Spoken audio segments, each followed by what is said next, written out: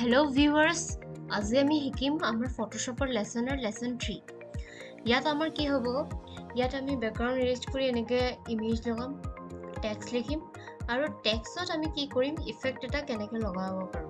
হ'ব এখিনি আমি ইয়াত শিকিম আৰু নেক্সট আমি কি কৰিম কালাৰটো আমাৰ যদি ইয়াত চাও ব্যানাৰখন ইয়াত আমি তোমালোকে ভালদৰে চালে দেখি পাবা যে ব্যানাৰখন ইয়াত ওপৰৰ পৰা নেভি ব্লু আছে और तলৰ পৰা এটো অলপ লাইট ব্লু টাইপৰ আছে আৰু ওপৰৰ পৰা ডাৰ্ক নেভি ব্লু টাইপৰ আছে তো এটো আমি কেনেকৈ কালাৰ এখিনি কৰিম ব্যাকগ্ৰাউণ্ড এখনত এখিনি শিকিম হ'ব নেক্সট আমি এতিয়া কি কৰিম স্টাৰ্ট কৰো লেসনটো বলা তো এতিয়া মই ফটোশ্বপ আমাৰ সফটওয়্যাৰটো হয় খুলি ললো নেক্সট মই এতিয়া কি কৰিম ফাইল নিউ এতিয়া মই এখন পেজ ললো হৈ গল পেজখন লম মই ব্যানাৰ সাইজৰ লম আমাৰ এখিনি ব্যানাৰ সাইজ হয় তো ইয়াত মই 800 600 এটো ললো হ'ব আৰু এটো ললো হ'ব 640 আৰু 480 এটো সাইজ লৈ লৈছো হৈ গল এটো একদম ধুনিয়া সাইজ হয় এটো সাইজ লৈ লৈছো এতিয়া মোৰ ব্যানাৰ সাইজ মই এটো ললো নেক্সট এতিয়া মই কি কৰিম কালাৰ কৰিবলৈ হলে মই এতিয়া ফাৰ্স্ট ব্লু কালাৰ কৰিম কিহৰ পৰা কৰিম ব্লু কালাৰটো পেইন্ট বাকেট ব্লু কালাৰ মই এটো পেইন্ট বাকেটৰ পৰা কৰিম পেইন্ট বাকেট ক্লিক কৰিছো তো মই লেফট ক্লিক দি পেইন্ট বাকেট ক্লিক কৰিলো হৈ গল এতিয়া মই নেক্সট কালাৰটো লব লাগিব নেভি ব্লু বা ব্ল্যাকটো লব পাৰা বা নেভি ব্লু হৈ গল মই তো নেভি ব্লু ব্ল্যাক মিক্স এনেকুৱা লৈছো নেক্সট এতিয়া মই পেইন্ট বাকেটত ৰাইট ক্লিক কৰিম গ্ৰেডিয়েন্ট অপচনটো ললো হৈ গল একদম ফাৰ্স্ট তোমালোকক বেসিক ভিডিও শিকোৱা হৈছিল যে কেনেকৈ ব্যাকগ্ৰাউণ্ড কালাৰ কৰা হয় কি ডিজাইন কেনেকুৱা কি টেক্সট কেনেকৈ লিখা হয় তাত সব তোমালোকক দেখুৱা হৈছিল তো ইয়াত তোমালোকে কি কৰিবা এতিয়া মোক এটা সাইডৰ পৰা লাগে ন এটা সাইডৰ পৰা যেতিয়া মোক লাগিব তো ইয়াৰ এই ওপৰৰ অপচন খিনি ভিতৰত এটো ফাৰ্স্ট হ'ব হৈ গল নেক্সট মই নিজে কালাৰ কাস্টমাইজ কৰিছো তো ইয়াত মোৰ সেকেন্ড অপচনটো হ'ব এই ডটটো ক্লিক কৰিবা এটো মোৰ সেকেন্ড অপচন হ'ব ভালদৰে চাবা এখিনি বস্তু তোমালোকে ঠিক কৰি নললে নহব তো এখিনি মই কি কৰিম অকমানি এটা প্লাস সিম্বলৰ নিচিনা দেখি যাও অকমানি তো এটো কি কৰিম মই এটো লেফট ক্লিক প্ৰেছ কৰিছো এটা দীঘলকৈ টানি নিছো এৰা নাই মই এটো টানি নিছো তো ইয়াত ধৰিব পাৰিছা বেছি ডাৰ্ক কৰিব থাকিলে এনেকে ডাৰ্ক কৰিব পাৰা বা যদি মানে ইমানটোই ঠিক আছে তো ঠিক আছে যদি কালাৰটো এবাৰতে টানিব চেষ্টা কৰিবা নহলে বেয়া হ'ব বস্তুটো হ'ব নেক্সট এতিয়া মই কি কৰিম টেক্সট লিখিম হ'ব নেক্সট টেক্সট লিখিম মোৰ এতিয়া পেজখন কি আছিল তো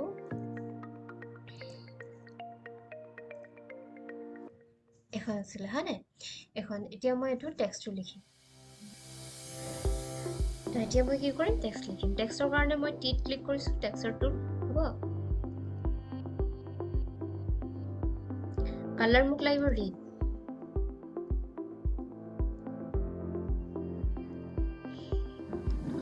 মই মোৰ যদি চাও ব্যানাৰখন মোৰ সব ক্যাপিটাল লেটাৰ লিখা আছে তো মই এটো ক্যাপ লক ওপেন কৰি লৈ লিখিম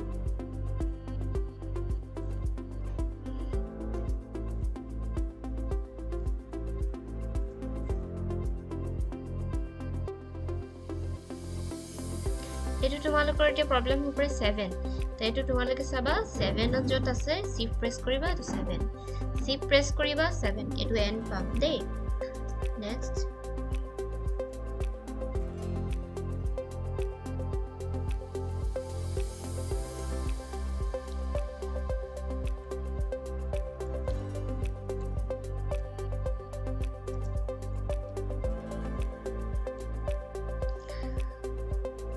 গল মই এটো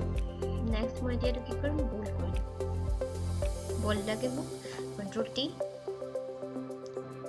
সাইজৰ কাৰণে এটো কন্ট্ৰোল টি কৰিম কন্ট্ৰোল টি হৈ গল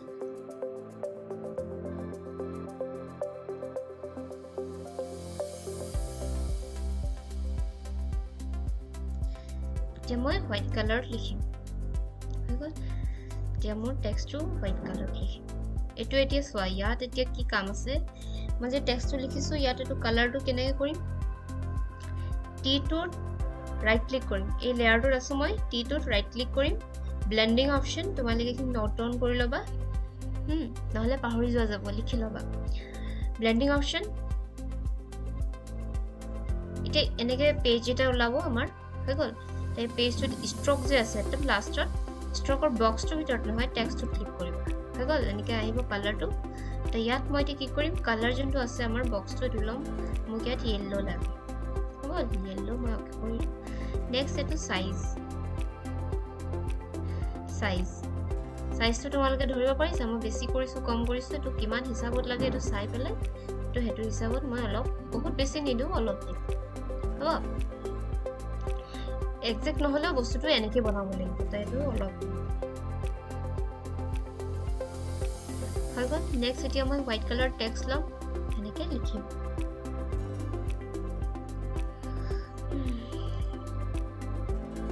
টেক্সটৰ টুল লৈ এতিয়া মই লিখিম নেক্সট লাইনটো মই লিখিম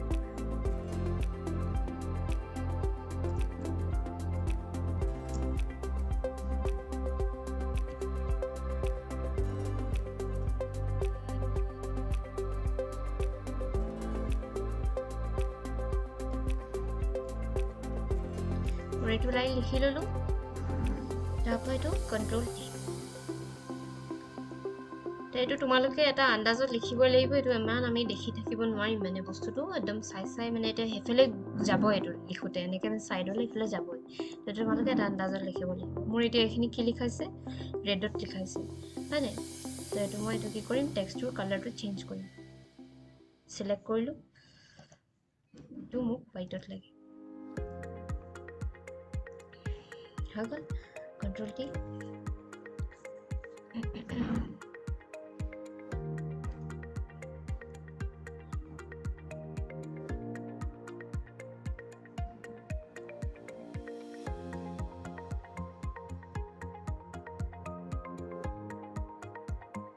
হৈ গ'ল নেক্সট এতিয়া ৰেংক 1 ৰেংক 2 ৰেংক 3 এইখিনি ৰুপিজৰ সৈতে চেম লিখি যাম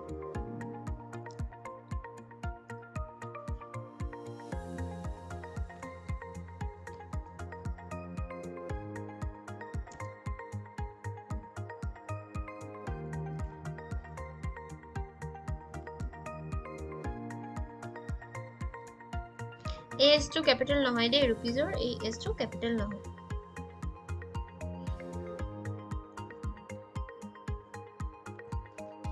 হৈ গ'ল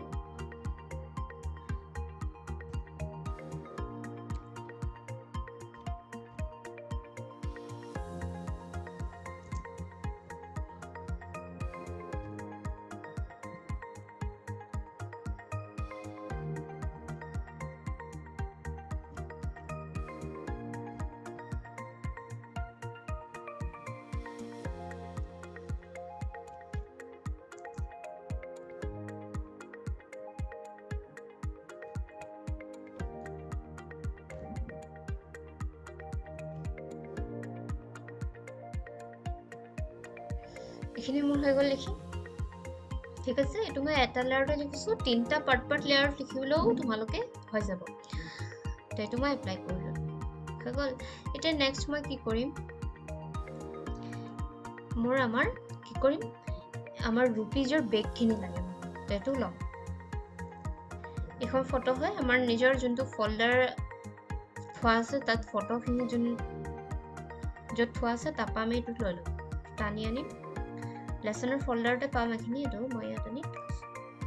হৈ গ'ল ইয়াৰ অলৰেডি বেকগ্ৰাউণ্ড ইৰেজ কৰা আছে যদি বেকগ্ৰাউণ্ড ইৰেজ কৰিবলগীয়া কাম আছে তো আমি কি কৰিব লাগিব আগৰ ভিডিঅ'ত তোমালোকক দেখুওৱা হৈছে 1ত বেকগ্ৰাউণ্ডটো কেনেকৈ ইৰেজ হ'ব মই আকবাৰ কৈ দিছোঁ আমাৰ পেইণ্ট বাকেট বা গ্ৰেডিয়েণ্টৰ যোনটো কাষত আছে ইৰেজাৰ অপশ্যন তাতে আমাৰ এইটো কি হ'ব ৰাইট ক্লিক কৰিম মেজিক ইৰেজাৰ লৈ ইয়াত কৰ্নাৰত এনেকৈ ক্লিক কৰি দিলে হ'ব এতিয়া মই মুভিং টুল লৈছোঁ এইটো মই লৈ ল'ম কণ্ট্ৰল টি কৰিম চবতকৈ এইটো তোমালোকেতো বনাওঁতে খালি সাৱধান হ'বা একদম ডাঙৰ একেবাৰে যোনটো বেগ ডাঙৰ হয় চবতকৈ যোনটো বেগ ডাঙৰ হয় তো সেই বেগটো চবতছে পাছত আছে তো সেই বেগটো চবতকৈ পাছত নেক্সট এইটো এপ্লাই কৰি লৈছোঁ অকণমান ইফাল সিফাল হ'লেও বেগখিনি কথা নাই খালি মিলাব পাৰিব লাগিব নেক্সট বেগটো আনিলোঁ এইটো তাৰ নেক্সটত আছে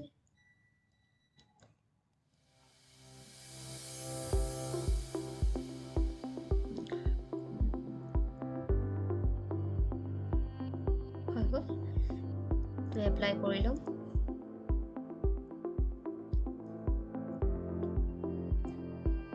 Control T,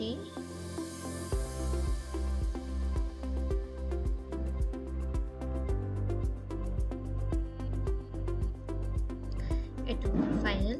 বডি।